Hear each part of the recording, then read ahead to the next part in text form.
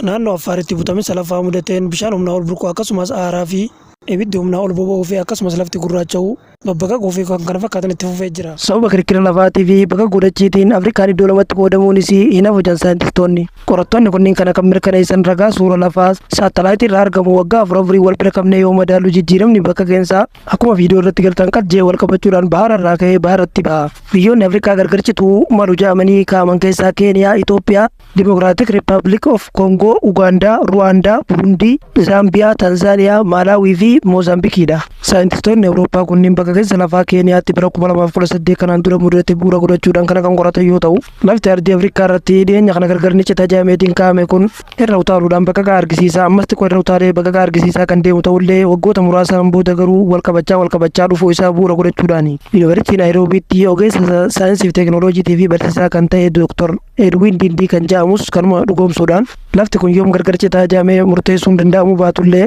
Dr. Edwin Dindii akka jedhanitti bishaan baharaa bakka kana jidduu galaan lafti kun waggoota muraasa keessatti dafee gargarcituu danda'a jechuudhaan mirkaneessan. Haala mudannoo Affaar keessatti amma ta'e kanaan yeroo wal bira qabamu waan dhugoomaa deemu fakkaata.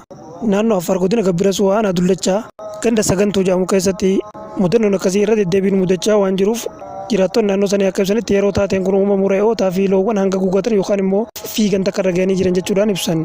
Keessattuu naannoo Oromiyaa magaalaa Mataa Haraatti dhiyaatee kan argamu gaara Fantaallee kan jedhamu irratti akkasumas gaara Doofaan jedhamu naannoo Affaar keessatti kan argamu irratti yeroo hedduu irra deddeebiidhaan mudannoon akkasii waan mudatuuf ardiin Afrikaa iddoo lamatti jechuun waan hin hafne jechuudhaan dubbachaa jiru. Cumanuu chaayinaalii sabiskiraayib godhuu viidiyoo yoo isinitti laayik godhuu yaada qabaannaan komentii na barreessuun dagatinaa horaa budaa.